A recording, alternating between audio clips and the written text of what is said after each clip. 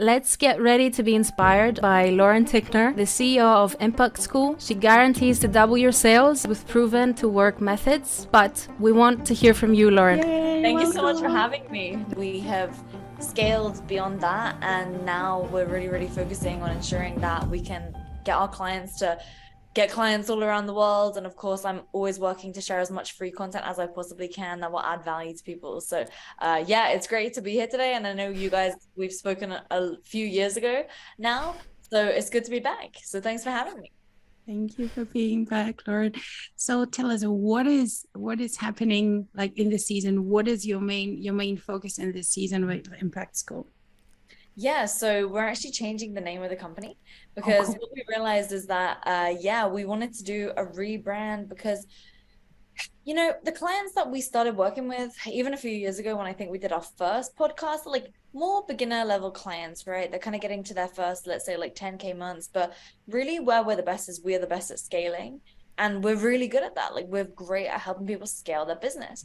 And so we just realized from doing, I mean, I'm a huge advocate of surveying your clients, right? Like surveying your audience is cool, but at the end of the day, people that vote in surveys on the internet, like they might never become your client. So if you survey your audience of people who have actually paid you money, and what we did is we created an algorithm to identify our top clients based upon number of referrals they've sent us. Do they pay their invoices on time? Who's paid us the most money? Who's been with us for the longest? Who's got the best results? We found a way to quantify that. That was someone from my team, not me, or a team of people working together.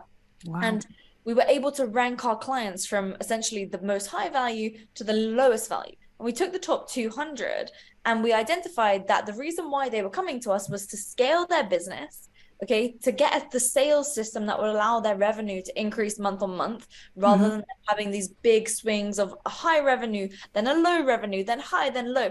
And because they want to then be able to get this business working so they can move on to doing other things, right? So these clients, they have coaching programs, they have consulting offerings, they have agency offerings. And so really they want to move on to being able to go traveling and do investing and different maybe content. And so it was fascinating. So we're going to be rebranding, changing the name of Impact School. I'm currently working with some lawyers to make sure that the name that I want has the trademarks, but it will be to do with scaling. That's all I'll say for now. Oh, And so exciting. it's very exciting times. And you guys are the first people that I've shared this with. So I yeah, literally got goosebumps now. yeah, it's going to be big. So I'm really looking forward to it. Wow. Oh my God, this is amazing. Congratulations. So Thank you. super cool. Yeah. So you Oh, spoke wow. about scaling, right? So what are some of the most common mistakes that entrepreneurs make when it comes to scaling their businesses? I think one of the biggest things that we see, at least with our clients, is that there is always an easy route to cash, right? And so the type of client we work with, they are really good at what they do. And so if they wanted to, they could send some emails or do some social media posts to get their own calendar jam-packed with sales calls, or they could go to some events and do some networking and get some more clients, and maybe it'll be more one-on-one work for them. And so they always have that option, right? That option is always in the back of their mind. And to illustrate this with a simple example, let's just say you were like a celebrity fitness trainer, right? Well, let's say you were looking to build an empire that you can scale around the world through having online programs, coaches that work for you, etc. Well, if you're a celebrity trainer where you have the opportunity to make $500 an hour for a one-on-one session with a celebrity, that's always in the back of your mind, right? So you basically have to lose $500 every time you want to actually work on your business. And so this is what we see with a lot of people making this mistake, is they'll take the easy option too many times in a row because it's a fast track to cash. When instead it's not about the direct cash that you as a business owner or a expert can bring in. It's more about the asset that you can build, which can then run without you. So I would say it's that, like, taking the short-term dollar in favor of the long-term massive pot of gold, as it were. I believe that is the fastest way that people also burn themselves out. And so that's one of the things. But then another thing that I would say is, like, okay, trying to do everything. Because if you then when you believe that it comes down to launching more products, okay, or it comes down to running more campaigns and doing more of this and more of that and more of this and more of that. You never really know what's working. So as the years have gone on, what I've realized is that it really comes down to like changing as minimal variables as possible in any one time, and then really mastering something and maxing it out. So I'll give you an example. So I used to launch new courses all the time. New course, new course, new course, new course. And then what would end up happening is like people wouldn't really know exactly like what it is that we do. And so because of that, we lost out on a lot of clients, people were confused, and I was exhausted. Okay. Whereas now, instead, what we do is we take the same thing and then we just change the way that it's positioned slightly so that it becomes more appealing based upon the feedback that we have from clients. It's really, really simple. Like it's super simple, and it allows us to keep all of our marketing the same and then just double down on that more. So I would say those couple things, especially when they're done at the same time, can be the biggest cause of death for people that are trying to scale companies. Oh, wow. And how long does a scaling process usually take till it's like sustainable? I mean, scaling is a never-ending process. It just ends when you want it to end, right? So when it comes to, let's take, for example, the lifetime value of a client, right? Yeah. So that's how much a client pays you over their life cycle of staying with you, right? So typically this ends when the skill level of the business owner ends. Because if the business owner is not able to keep adding more and more services to serve that particular client, right, which is okay, you don't have to always keep going, but that's when the client ends up churning, right? So that's one way to think about it. So when it comes to scaling, the same thing goes. It's just the shift of the mindset, and that scaling stops when you, as the entrepreneur and the founder, you no longer desire to scale anymore. I mean, it's really as simple as that, because let's say your revenue is stuck at 100K per month. Well, it's not because something isn't working. It's because you as the founder are not being resourceful enough to go and find the solution. Okay. So it then comes down to changing your environment, going and speaking to different people, ensuring that you can get the best help, like making sure that your business has the right infrastructure, data in place, so that you can actually find the real solution, because there are always different levers that you can pull in your business in order to scale it. But sometimes as the founder, you might just be totally unaware that that lever is even something that you could pull, right? And so it comes down to you going out there and either finding the right people who can pull those levers for you and paying them as their monthly salary as a team member, or you getting support, coaching, doing your own research to figure it out for yourself. When do people usually know that it's time not to scale? I mean, I don't know if it's like, maybe it's just like the kind of way that I think about it, but I think you should always be scaling. Like that's at least how I see it. But like, okay, for example, you just had a baby, right? So maybe now's not the best time that you want to go all in on scaling your business. Okay. If you want balance, but at the same time, you also could, because for example, if I was to have a kid right now, like the way that I think about it is that that wouldn't necessarily affect anything. It's just that I personally would be forced not to do as much stuff. So I don't know the situation that you're in with your business right now, but like if someone has just had a baby and like they are a solo founder, you know what I mean? Like you can't really try scale at that point, because you need to be present there with your kid. So I would say like it's not necessarily about when should you not scale, but instead it's like, why are you in a position where you could not scale?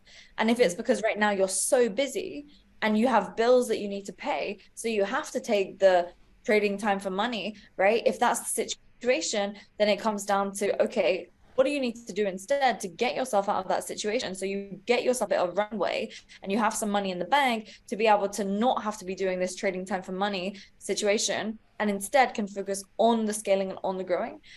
So really, I don't have a very good answer to that question, if I'm honest. Okay, I think it was clear. Can you talk a little bit about time that when a business you were working with faced, let's say, a significant setback, right? And how you help them recover from that setback and then continue to grow? Yeah, I mean, I think as businesses, we face setbacks all the time. And I think it's just a part of doing business, kind of like how, I don't know, payment processor fees are a cost of doing business, right? Setbacks are a cost of doing business too. I always just think about it like it's operational drag, you know, it's not something that's optional. It's gonna happen. It's a certainty. So I think first of all, like I wish that if I could go back a few years and I would see all these people on social media and I think their business was always sunshine and rainbows, like that's just not the case. All the people that I know that have the biggest businesses have just as many problems as all do. And it's just that they have bigger problems. Okay, so it never changes. I think it's just the way that we see them. So like I always just look at problems now as like personal development, honestly, and then I go into it with just a different mindset. So that's the first thing. But second thing, okay, so I mean, do you want to give me like a kind of example that you're looking for? Then I can try and give a recent example based upon that. Like a significant setback could be a bereavement, or something financial, like a team member falling out, or something like that. Right, sure. Yeah. I mean, I remember the first time like I lost my first kind of primary team member, and he hacked into my podcast. He deleted more than 100 episodes. And basically he was a disgruntled ex-team member because we had this client whereby they actually asked for a refund because he was working one-on-one with them. And then he believed that he needed to get some commission from this client, right? But obviously we had to refund the client, so we were not going to give him a commission on that client because the fulfillment wasn't given to the point where they were satisfied, so we had to give back the money. So there was no money to give commission from. Anyway, so we left, and he left, sorry, and actually he left on good terms. But then a few months later, he was based in South America. It would have been about 2 a.m. for him on a Saturday night. And I am in Dubai at this time. So for me, it's a Sunday morning. And I check my emails and my podcast is hacked with 100 plus episodes deleted. And so like how I handled that, I mean, I think at the end of the day, like when you lose something that you've put so much time into it, at first it's just major shock and major panic. But at the same time, you have to think, okay, well, rather than me wallowing in my you know, sadness and just being sad, right? Like, what else can I do? What else can I do with this energy? So instead, what I did is that I just went about and I focused all my energy in different ways of bringing in leads, because we were getting so many leads and so much marketing from our show. But obviously then, you know, we lost that all of that organic traffic that we had built up over the years. So I then just shifted my energy. And I think for a long time, like I didn't process quite how much it damaged my trust of people, right? And so then about a year later, I spent a lot of time working through this, working through how can I trust people again? And what ended up happening was actually in 2021, I then ended up trusting, but then I ended up getting burnt again, right? And I lost loads of money. And so I began to think like, well, why does this situation keep happening to me? And so what I realized was like, I had to analyze my actions. And I was realizing that I was so untrusting that then the moment I would slightly trust someone just because the initial vibe, I would fully trust them and give them my everything. And so I realized like at the end of the day, it was all my fault. Okay. And so then when we as founders can just realize that everything is our fault, then things become way easier, because you can then realize that every single time something really, really bad happens, it's an opportunity and a moment of growth for you. And so now I just always think about this. Like just the other day, I was having a conversation with someone from my team. I was facing so much resistance from her and I was getting really frustrated. And I was saying to my boyfriend, like, oh my gosh, this person's always just giving me so much resistance. Like I just, and like, I would never say that obviously, but I was just telling it to him. And so we had a conversation, and as I was talking, I said to him, I was like, you know what? I don't think I'm communicating clearly with her. I think that's why she's facing resistance with me. So then I had a call with her. We spoke for like 45 minutes and I showed her my vision. I got her ultra clear on like where we're going. And she was literally like, Lauren, I am so excited. I'm so clear. Like this makes so much sense to me now. But we were trying to communicate through typing, right? And through typing, I was feeling the resistance from her just because she wasn't clear. Okay. So for me, finally owning my actions and realizing it's always my fault, I then now, because I know that it's always my fault, I have to reverse engineer and figure out, okay, how can I now correct this? How can I go into this situation, reverse engineer the steps and find the leaking out point so that I can plug that in through my own personal actions? Does that make sense? Beautiful. Totally. Amazing answer. Thank you. Wow. That's just what I tried to do. So it's, but like, I always still make mistakes now, and setbacks always happen in business. I mean, they happen every day, like every single day they happen. But also, like, one of the things as well when I'm onboarding a new team leader is that, like, I make it very clear how I work, right? And I make it very clear, like, what we need to do to be successful. And my energy has to be protected. Like, I'm bringing you into this role so that we can get results together, but also you got to protect my energy. So I don't How want do you problems. do that? I just Or let them know. how do you, like, is it like certain boundaries? Like, how do you actually like protect what? I totally get get it, but what do you put in place to protect your energy? This is like key. Yeah, so it's like a Lauren works this way SOP, right? Standard operating procedure. So it's like, this is like the playbook of Lauren. And so it's like, okay, she's very, very blunt when she messages. Don't be upset. Like, she's just blunt. That's how she types, right? Second thing is that, like, she really does not like calls. Like, if a call can be avoided outside of the set call that you have with her each week, like, just avoid the call, right? Next thing is like, message, like, don't communicate with her on Slack. Like, she likes to be communicated with on Notion, right? And it's very structured and organized there. Other things are like, you know, Lauren thrives on white space on her calendar, so like, don't book her into things unless you would want to pay her this much per hour, because just remember, like, that's how much it's costing the company every hour that you take of her time. Second, another thing is, like, for the team leaders, how much like, would this be? that's private, but it's a lot, a few thousand. And then like, when it comes down to like, okay, let's think about it like this. If, for example, like, we have a problem with a client, right? Like, there is no reason why that needs to come to me. There is absolutely no reason. You're a team leader. You are more than capable at solving this problem. And so if a problem comes to me, I need to see 3 solutions, and I need to see a timeline on each of those 3 solutions on how they need to be implemented. And I need you to tell me why you're bringing this to me. And I know that sounds like, you know, pretty blunt, but it's just how it needs to be. Because if I'm taking on everybody's problems, right? Just because I'm the founder of the company doesn't mean I have to take on every problem. You come to me because you want me to be a resource to you to actually support you in solving the problem and the solution and implementing that you've already had. So yeah, to your point, like, for example, let's say we had a client. Okay, let's take an example, because I think an example is always helpful. Let's say sales team enrolls a client that's not a dream client. Okay, somehow, let's say this is something that happened a few weeks ago. New client comes in, new salesperson enrolled this person, not a dream client, but somehow they got in. Okay, they then get passed through to the client success team. Client success team, you know, every person that we work with works one-on-one with us. So their one-on-one coach, you know, lets their boss know, I'm just not convinced this is a dream client. Like, I don't think I can get them the result, right? Here's what I think we should do. And then they propose 2 or 3 solutions. Okay. Client success director picks one of the solutions. They roll it out to the client. Client doesn't like it. Okay, turns out it's not a good client for us. So then essentially what happened was, because it's a big ticket price point at that point, the head of client success comes to me like, hey, Lauren, here's the situation. Either we can do this or we can do this. Okay, which one should it be? I chose, let's refund them and give them this for free. We don't want this client in working with us just because they're not a dream client. And that was it. And then we moved on, right? I wasn't worried about it. I wasn't stressed.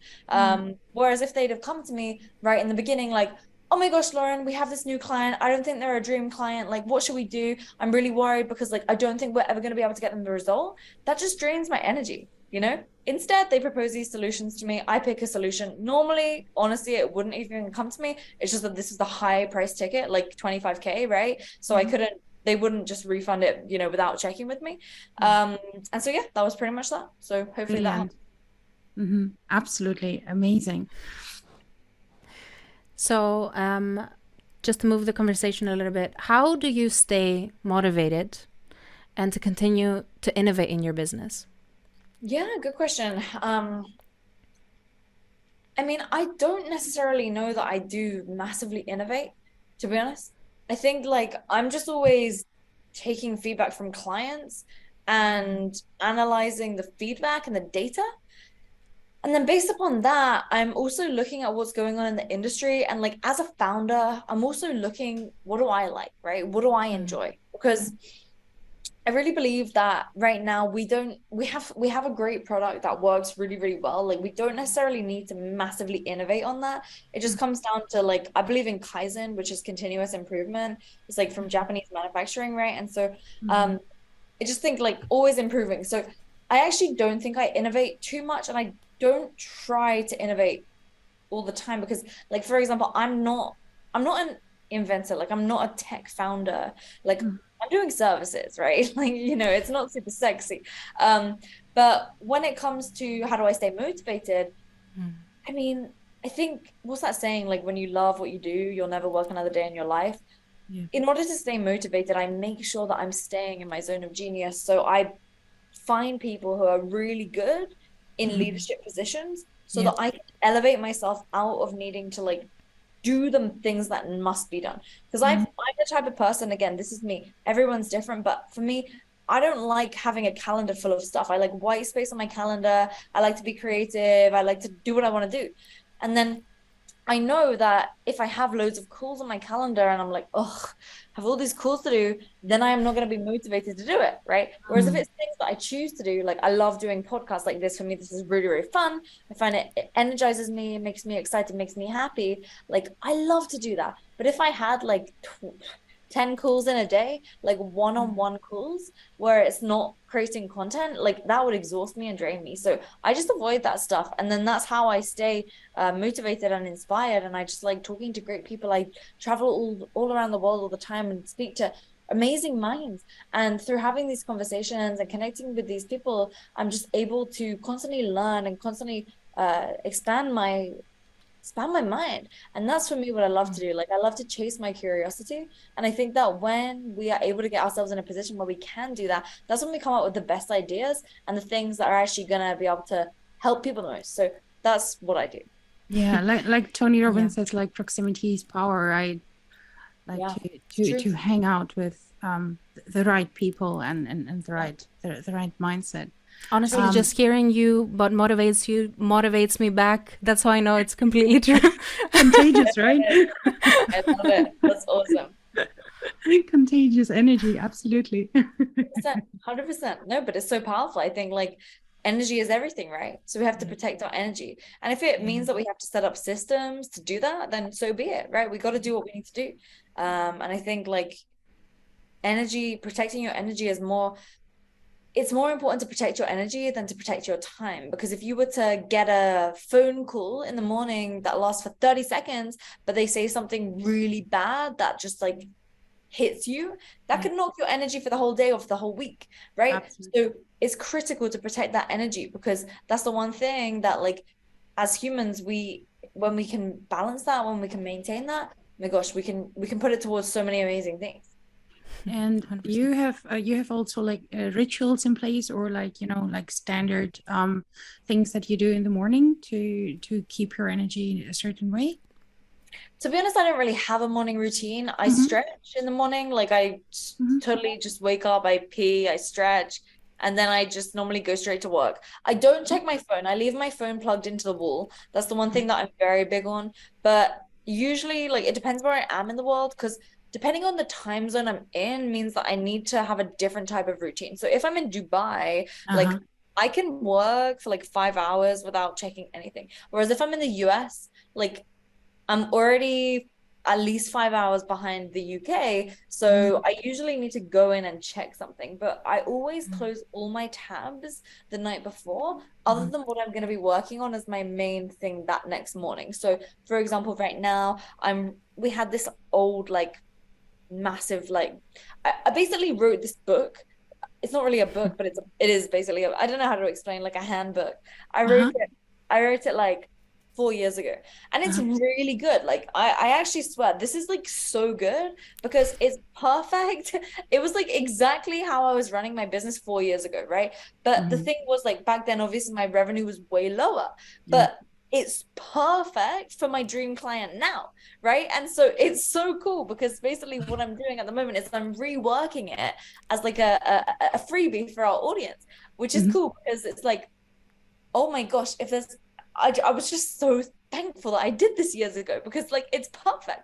So basically I'm reworking it now just to update it, refresh it, and make it relevant for the audience, because obviously some of the stuff was like super specific to my business. And so pretty much like I closed all my tabs last night, and then this morning when I woke up, that was the only tab open on my laptop, so I could get straight in and do it. But then, I did that for like 30 minutes. Usually I would have done it for longer, but again, I'm in America, so I'm just trying to get used to the time zone here. So what I did was like I checked Notion, which is what we use for all of our project and team management. Mm-hmm. And I realized there was 3 things that my team needed from me, people who were actually in Thailand. So they'd already gone to bed by the time I saw that. So I didn't need to do it. I just left it. I'll do it I'll actually do it over the weekend because they're not going to be online now till Monday, because it's Friday as we record this. So yeah, maybe that gives you some clarity, but I don't really have routines. I just basically do different things depending on where I am in the world. And then every single day I walk at least 15,000 steps and I pretty much go to the gym every day. Yeah. That's amazing. How many hours do you work a day? Do you have a standard, hours that you are invested in the business, or is it flexible? You just you said that in a really interesting way, because you were like, is there a certain amount of hours in the business? And I think that's a good point. I do these mastermind calls with my clients every month, and I was talking about the VILE framework, which is basically how to categorize importance in your business. So there's vital, important, luxury, and then eliminate. And so the vital stuff is basically stuff that needs to happen for your business to run no matter what. And so I pretty much do nothing vital ever. If I'm doing something vital, there's a big problem in the business, okay? Because the vital stuff needs to be taken care of through systems, okay? And those systems can either be technology or people, right? Systems don't just have to be a person going through a checklist and doing the stuff, but it also doesn't just have to be a software, right? It can be a mixture of both, or it can be one or the other. And so if I'm having to do something vital, and vital is basically money coming into the business or delivering to people what they paid for. Yeah. So if I'm having to do sales, if I'm having to set sales calls, if I'm having to do coaching, right? That's a big problem for the business. And also if I'm having to fix stuff to make sure that a web page is not broken, I need to make sure that my team are there to do that. So I optimize to be doing the important stuff, which is going to be important in 3 months from now, right? Because if I do the stuff that's important right now, again, my team should be doing that. As the visionary, as the founder of the business, with a great team behind me, okay, again, it wasn't always this way. A few years ago, this was not the case, but it is now. I'm always 3 months out. I'm doing activities that are in the future, because then it means that we are always scaling and expanding. So this handbook thing that I'm telling you about, you guys will see that get launched in a few months.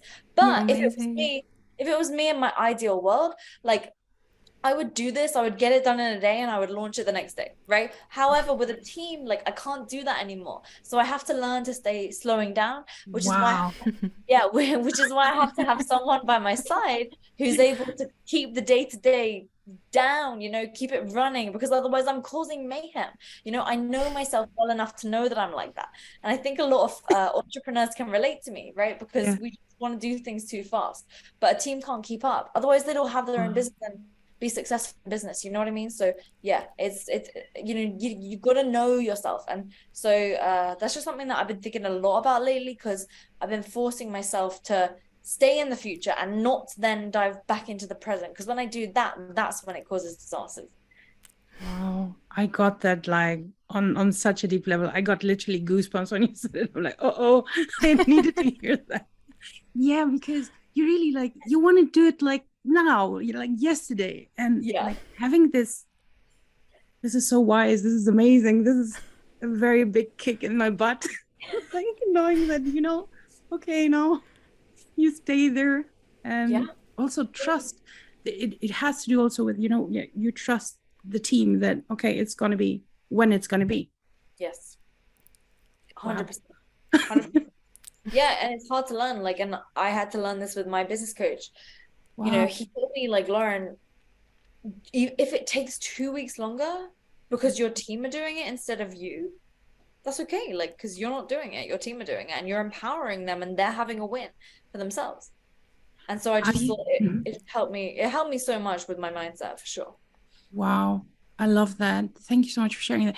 And and are you how do you keep yourself? When you feel that okay, now I want to jump in, now I want to how do you stay where you're supposed to be? And are you seeing any clients, or have you given this completely up? To be honest, I haven't done one-on-one client work for about 3 years, to be honest. Wow. Yeah, I honestly never really did that. Like I only ever ran group programs.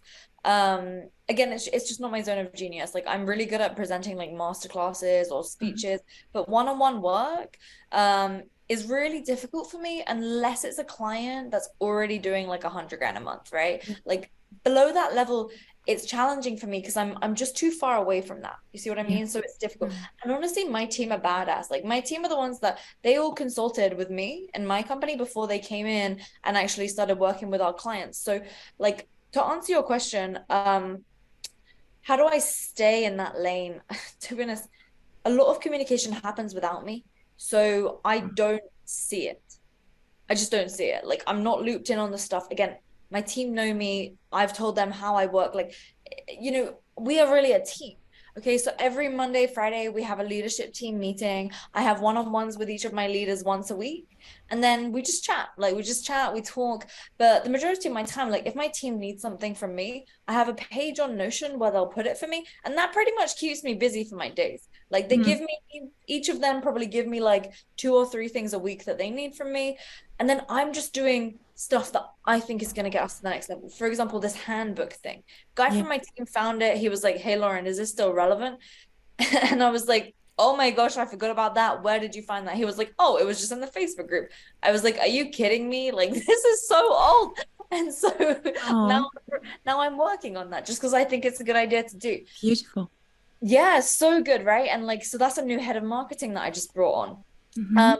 Yesterday, like I'm here in New York, so Anchor, who's the founder of Teachable, he sold Teachable for 250 million. You guys saw it. So he's a friend of mine. Like, and to be honest, I didn't even know that he sold it for that much money. I just knew that like he reached out to me years ago because he said to me on the podcast yesterday, he's like, "Yeah, we reached out to you because you are making so much money on our platform." Like that's on the podcast interview when he said How that. I was cool is like, that? yeah, and we've just been friends since then. But like we recorded a podcast together. We just hang out for like 2 hours and did that. So I know that those things are just ways for us to grow and expand and be seen by our dream clients. And so that's what I'm spending my time doing. So frankly, like I trust my team, right?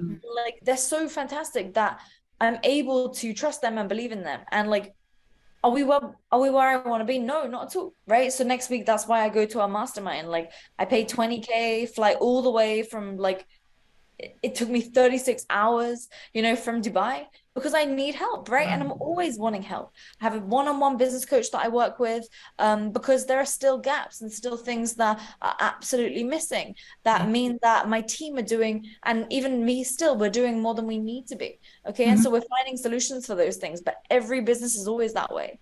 And for some reason, there's this glorified image on social media that you can have this perfect business, but it's just not the case. Like, I do not know a single person that has like a perfect business. Yes, they do the marketing. Yes, of course, dream life, etc. Everyone sees that, right? But just because like that's ideal for their clients, right? My situation right now is dream for like so many people, but I know that I can do more, and I know I can do it better. Right. And so it's just this mindset that we will have as entrepreneurs. We always want to do things and improve. And that's what I chase. Like, I love that. And I don't get super stressed about it because what's there to be stressed about? Like, this life is amazing and we get to help people every day. And like, so I sometimes just think like if we were to take the pressure off ourselves in needing to be perfect, then we would come up with solutions and content and creations that are just better for everyone, right? Because it comes from a place of heart rather than a place of need. And I feel like that there's a huge difference in the vibe behind that, which sounds a little, woo-woo. However, I believe it to be true. So it's just something that I've been thinking about a lot lately, which is why I'm not rushing so much like I used to be. But so powerful.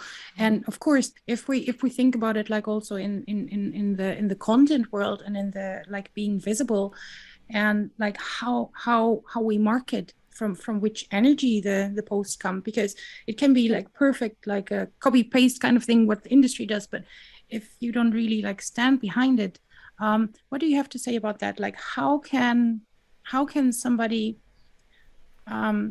like be so authentic in their, like with their energy in their content, also as a founder, as a creator, creating like on social media content without like being one of the same? So that's hard for me to answer because, to be honest, I've always done whatever I want to do on social media. So like Yeah. back in the fitness industry, I remember like my content would go viral and it would get picked up by like Women's Health and Cosmopolitan because I would do these like crazy before and afters of just like me posing differently. Then everyone started doing that, right? And that's okay because it works and it got a lot of views. I just think for me, I don't take myself too seriously. And I don't like, I find it really funny still when people are like, I meet them in person, they're like, oh my gosh, Lauren, can we take a picture? Because like, I don't see myself like that. Like, I'm genuinely just posting what works for me, what I like to do. And for me, like, it's cool, but it's like, wow. So to answer your question, I think if you think that you need to have some type of image, then you're not ready to make content. That's amazing. Love that. I love that. That's really, really amazing. And you stayed how you were, also to mention this as well. Like you didn't change like your energy, your vibe, your heart. Like we see it all over the internet. Is you. It always was you. It is you now. It's like more of you even. And I think this is so inspiring and so important. So important. In terms of like tasks and things to do like as a founder while you're scaling now, what should you prioritize? Being visible or cash flow or both or systems or team? Like what of these things? Well, what's that saying? Sales cures all, right? So if you are not in a position where you have enough cash flow, then at the end of the day, I mean, I just love to reverse engineer stuff. So I always see, for example, like new clients coming in to work with us, right? And they're like hyped on this $100 a month subscription that they have or whatever, but they don't have any back end product to sell. So it's kind of like speaking on stage in front of 1,000 people, but then not having anything to sell them after that speech, right? So it's cool that you've like spoken in front of so many people, but at the end of the day, what do you have to sell them into? So I always like to start, like the order and sequence that I go for it is like high ticket, then freebie, right? Then low ticket recurring, then like a mid ticket. Okay. So like, let me just kind of walk you through this. So if you have a high ticket offer that you know converts, right? So you have a funnel which can book sales calls or can close that through the DMs or on a webinar as you like, right? Basically, if you get that dialed in, then you can pour a bunch of stuff into the top of the funnel and you're not going to leak out. Okay. So then you can get more leads, you can go and speak at events, you can do anything that you want, you can run a freebie. And then from there, what you'll notice is that you'll get so many people that don't buy because it's high ticket, right? They literally don't have the money or it's just not the right time, like genuinely, not just an objection, but genuine. Then you need a downsell for these people, right? So getting them on a low ticket and recurring membership. And then what's nice is just like then being able to build like a mid-ticket offer for like between 2 to 5K that you can get the people into, which, you know, they're never going to join the high ticket, right? So that's just kind of how I think about it. But I always just think like at the end of the day, if you just have the high ticket offer plus the freebie, okay, then you can do whatever you need to do. You don't even need the freebie because you can use social media content and visibility as your freebie. So I'm honestly just in the mindset that like you want to get what you're selling sorted as the high ticket primary main thing that you have. And then of course, like you would only really need that plus like reaching people. If you want to convert people on a one-on-one basis, it's very simple to do that. And people overcomplicate it because they try and do way too much stuff. Like those different tiers that I told you about, like you want to be thinking about that over the next 5 years. Okay, not right now. Just to be clear. Because people hear this and they think, oh my gosh, I need to build 4 different things. I'm like, no. Yes, exactly. Right? Spend a year or 18 months just on that, mastering that, and then move on to build the low ticket, etc., etc. Doesn't need to be so complex. Yeah. Wow, this is so insightful. Amazing. Okay. So if you had the opportunity to teach or help someone, with one single thing, and it was, let's say, the end of your life type of scenario, what would you like the world to know?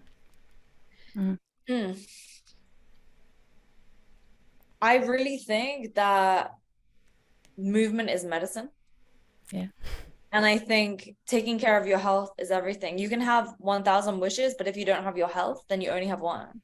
And so I would say take care of your health, focus on that before absolutely everything. I think like I genuinely love business because I love business. Like for me, it's my hobby and I'm just weird like that. But for me, it's fun. Like, but at the end of the day, the thing that I'm probably spending the most time like learning about, studying, consuming is health-based content. I mean, it's how I started. I'm obsessed with health and fitness. And I mean, I told you guys this before, but like my younger brother is disabled, right? So like when he was born, he got his freedom stripped away from him at birth. And so I've seen someone who does not have their own freedom and the ability to control their own health. And it's just like it's terribly sad because like you know, I see so many people just constantly chasing more and more and more. But like to be fair, like I mean, I started paying myself a salary from my business, like 10K per month, just for fun, right? It doesn't really make a difference because in Dubai as well, like the way tax is, like whatever. But and I just can't spend that much money every month. I just can't. Like I literally, it's impossible. So I'm like, I don't even need more money than this. Yeah. And so like that's why as well, like every day I take time for my health, physically, mentally, spiritually, emotionally, with my relationships. And I truly believe that like this is the area to nurture, but also to give yourself the, I suppose, love yourself enough to also go after your goals, right? Because you don't want to only focus on like, let's say, health and fitness. Like I see this all the time just because like so many people I know are like trainers and stuff. Like all they do is train and then they never have any results and they're just like super unhappy because they are never achieving anything. So as well, like how can you do it all, right? Like that's what I am personally optimizing for, is like a lifestyle where I can do it all. I can pursue my goals. I can have health. I can have love. I can have success, and everything, while like living harmoniously, right? And traveling and enjoying life. And it's hard sometimes because it's easy to go back into that default, like for example, next week, like we want to do a road trip, but I'm in the back of my mind, like, oh, I don't know, like it's so disruptive to the schedule. But then I'm also like, well, this is a road trip, like let's live, right? Yeah. So it's like you have to sometimes just find a way to make it all work. And everyone's always trying to figure that out, and no one ever has it right, right? There's no such thing as right and wrong. But the one thing that you can control is your health. And I would say, like, doing everything you can to be proactive about your health is super important. Yeah. Thank you so much for sharing. I'm excited about your road trip. I'm excited about the book. Please let us know. And of course, it won't be also, a real book, just FYI. Like I'll do a proper book. I will do an actual book in a few years. It's no rush. No rush. Yeah. Well, we want all of them. And then the movie. And we're gonna have part 3. Yes, that's true. That's actually true when it comes. Have a wonderful time on your trip. Thank you so much for honoring us with your time and your wisdom, your inspiration, your heart. You're absolutely amazing. We love you so much, and thank you for shining your light so bright in the world. We are super inspired by everything that you do and stand 1,000% with you. Yay, thank you so much for having me. I so appreciate you ladies, and I love your energy. Your energy is awesome, and this was really, really fun. So thank you so much.